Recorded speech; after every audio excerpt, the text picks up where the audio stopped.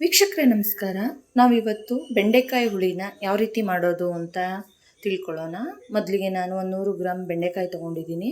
ಅದನ್ನು ತೊಳೆದು ಒಂದು ಕಾಟನ್ ಬಟ್ಟೆಯಲ್ಲಿ ಒರೆಸಿ 1 ಇಂಚಷ್ಟು ಬರೋಷ್ಟು ಕಟ್ ಮಾಡಿ ಇಟ್ಕೊಂಡಿದ್ದೀನಿ.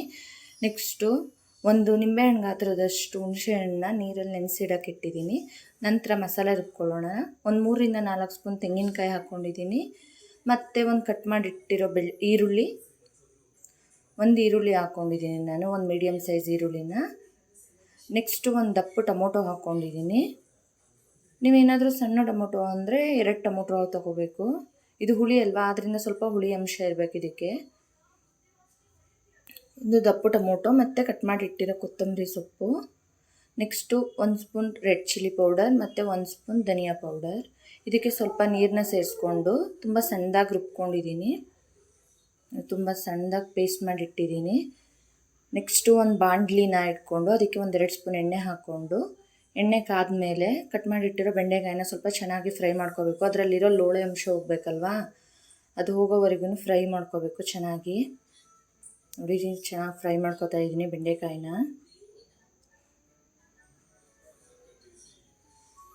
ನೋಡಿ ಎಷ್ಟು ಚೆನ್ನಾಗಿ ಫ್ರೈ ಆಗ್ತಾಯಿದೆ. ಇದರಲ್ಲಿರೋ ಲೋಳೆ ಅಂಶ ಎಲ್ಲ ಹೋಗಬೇಕು ಬೆಂಡೆಕಾಯಿದು.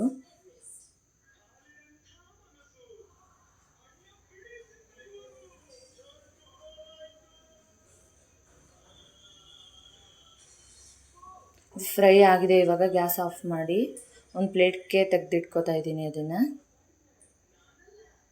ನೋಡಿ, ನೆಕ್ಸ್ಟ್ ಅದೇ ಬಾಣಲಿಗೆ ಇನ್ನೊಂದು ಸ್ವಲ್ಪ ಎಣ್ಣೆ ಹಾಕ್ಕೊಂಡು ಎಣ್ಣೆ ಬಿಸಿ ಆದಮೇಲೆ ಒಂದು ಅರ್ಧ ಸ್ಪೂನ್ ಸಾಸಿವೆ ಸಿಡಿದ್ಮೇಲೆ ಒಂದು ಸ್ವಲ್ಪ ಜೀರಿಗೆ,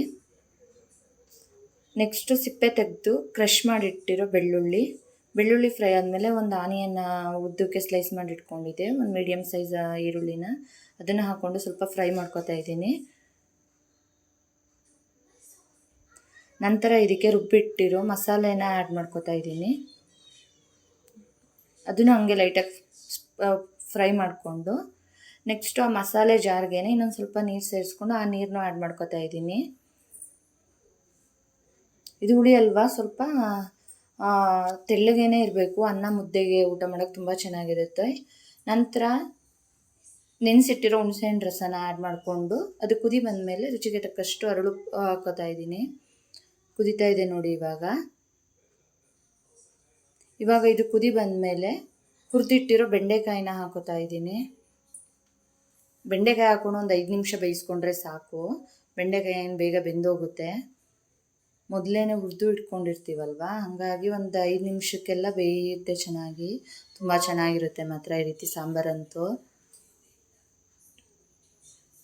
ನೋಡಿ, ಆಗಿದೆ ಸಾಂಬಾರು. ಇವಾಗ ನೆಕ್ಸ್ಟ್ ನಾನು ಬೌಲ್ಗೆ ಸರ್ವ್ ಮಾಡ್ಕೋತಾ ಇದ್ದೀನಿ. ಎಷ್ಟು ಚೆನ್ನಾಗಿ ಬಂದಿದೆ ಆ ಥಿಕ್ನೆಸ್ ನೋಡಿ.